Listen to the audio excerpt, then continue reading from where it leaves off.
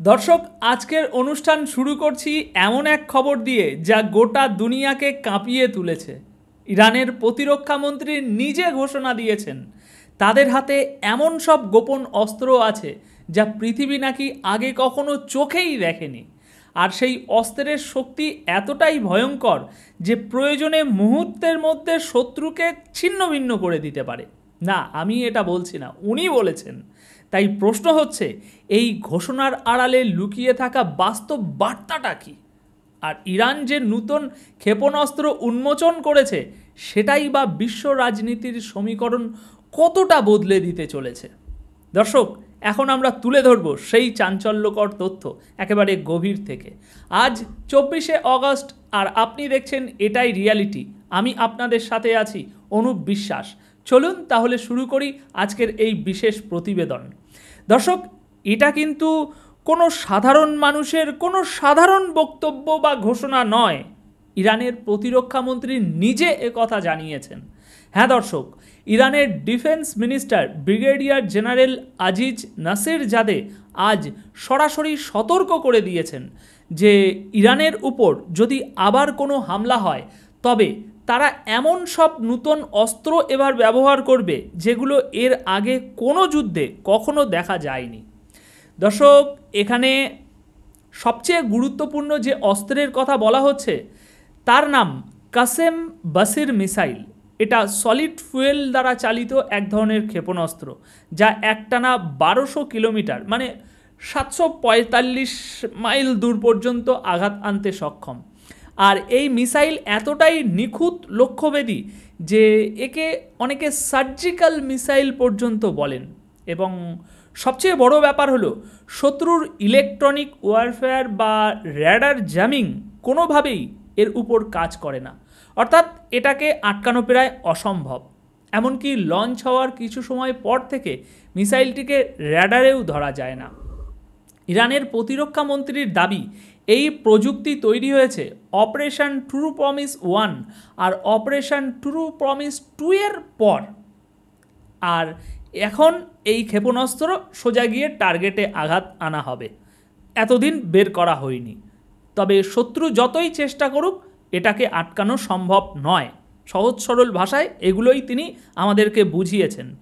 আর শুধু এটুকুই নয় দর্শক, এখন সমস্ত কিছু দেখে বুঝে তথ্য যা আসছে তাতে ইরান এমন কিছু ক্ষেপণাস্ত্রও পরীক্ষা করেছে এর মধ্যে যেগুলো সাধারণ ব্যালিস্টিক মিসাইলের মতো সোজা গতিপথ অনুসরণ করে না, বরং মাঝ আকাশে এলোমেলো করে দিক বদলাতে পারে।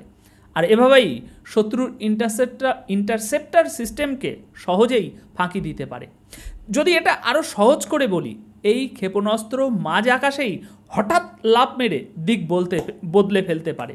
ধরুন লক্ষ্য ছিল ফরিদপুরে, কিন্তু হঠাৎ ঘুরে গিয়ে সোজা আঘাত করবে মাদারীপুরে, একেবারে নির্দিষ্ট জায়গায় যেখানে টার্গেট করা হয়েছে টবাস করে মারবে। দর্শক, নাসিরজাদে বলছেন, যদি আগের যুদ্ধটা 12 দিনের বদলে 15 দিন চলতো তাহলে ওই শেষ 3 দিন ইসরায়েলি সেনারা আমাদের মিসাইল আঘাত থেকে নিজেদেরকে বাঁচাতে পারতো না। ভাগ্য ভালো যুদ্ধটা 12 দিনেই শেষ হয়েছিল, তাই সেই সময় এই মিসাইল ব্যবহার করা হয়নি। কিন্তু এবার প্রথম দিন থেকেই এই মিসাইল নামবে ময়দানে। এবার পরবর্তী আরেকটা ইরানের খবর শুনুন।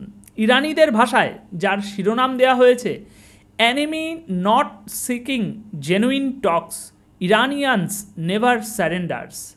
দর্শক, ইরানের সুপ্রিম ন্যাশনাল সিকিউরিটি কাউন্সিলের সেক্রেটারি মিস্টার আলী লাদানি তিনি বলছেন, শত্রুর কথোপকথনে কোনো ভরসা নেই। তারা মোটেই এমন নয় যে সরল পথে সব কিছু মেনে নেবে। মানে আমাদের বাংলায় একটা প্রবাদ যেমন আছে, সোজা আঙুলে ঘি উঠবে না, কঠিন পথে এগোতেই হবে। তিনি আরও স্পষ্ট করে বলেন, যদি কেউ ভাবে আমাদের মাথা নিচু করিয়ে নিজেদের শর্তে আলোচনায় বসাবে তবে ভুল করছে। না, কখনোই না।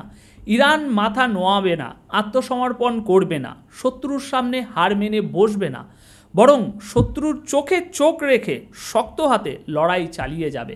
ইরানের সুপ্রিম ন্যাশনাল সিকিউরিটি কাউন্সিলের সেক্রেটারির এমনই বক্তব্য এসেছে আজ। দর্শক, এবার আসি ইসরায়েলের খবরের দিকে। ইসরায়েলের চালবাজি এবার ফাঁস হয়ে গেছে। গাজায় যেখানে মানুষ প্রতিদিন না খেতে পেয়ে মারা যাচ্ছে, সেখানে ইসরায়েল নূতন এক নাটক সাজিয়েছে। দর্শক, খবর অনুযায়ী ইসরায়েলি সরকার কিছু আমেরিকান আর ইসরায়েলি সোশ্যাল মিডিয়া ইনফ্লুয়েন্সারকে মোটা অঙ্কের টাকা দিয়ে গাজায় পাঠিয়েছে। তাদের কাজ একটাই, ক্যামেরার সামনে দাঁড়িয়ে সাহায্য বিতরণের ভিডিও বানানো, যাতে দুনিয়াকে দেখানো যায় যে ইসরায়েল কোনো খুনি নয়, কোনো যুদ্ধ অপরাধী নয়, বরং দয়ালু এক মাসিহা। কিন্তু আসল প্রশ্নটা এখানেই। আমরা যে প্রশ্নগুলো তুলছি সেটা আসলে আপনাদেরই প্রশ্ন। যদি সব কিছুই এত ভালোভাবে হয়, তাহলে 271 জন ফিলিস্তিনি শিশু আর বৃদ্ধ না খেতে পেয়ে ভাই মারা গেল কীভাবে? যদি সত্যি ন্যায় বিচার হচ্ছে, তাহলে গাজায় আন্তর্জাতিক সাংবাদিক বা আন্তর্জাতিক মিডিয়ার প্রবেশ নিষেধাজ্ঞা কেন? ভাড়াটে লোক এনে নাটক করার কী দরকার? আর সবচেয়ে বড় প্রশ্ন হচ্ছে, যদি সত্যিই সব স্বাভাবিক থাকে, তাহলে সাহায্য বিলি করার পরিস্থিতিই বা কেন তৈরি হলো? কে এমন অবস্থা বানিয়েছে যে লক্ষ লক্ষ মানুষকে আজ লম্বা লাইনে দাঁড়িয়ে খাবারের জন্য অপেক্ষা করতে হচ্ছে? নেতানিয়াহু কি এসব প্রশ্নের জবাব দিতে পারবে, নাকি শুধু ক্যামেরা আর ইনফ্লুয়েন্সারদের আড়ালে লুকিয়ে যাবে? এখন দেখা যাক কতদিন তিনি এভাবে লুকিয়ে থাকতে পারেন। দর্শক, সেই একটা প্রবাদ আছে না, ছাগলের মা যতই বাঁচুক একদিন তো কসাইখানায় যেতেই হবে। এছাড়াও দর্শক, গাজা নিয়ে সৌদি আরবেরও একটি বক্তব্য এসেছে। সৌদি আরব বলছে, গাজার এই যুদ্ধ আন্তর্জাতিক সমাজের কপালে চিরদিনের জন্য এক কালো দাগ হয়ে থাকবে, একেবারে লজ্জার চিহ্নের মতো।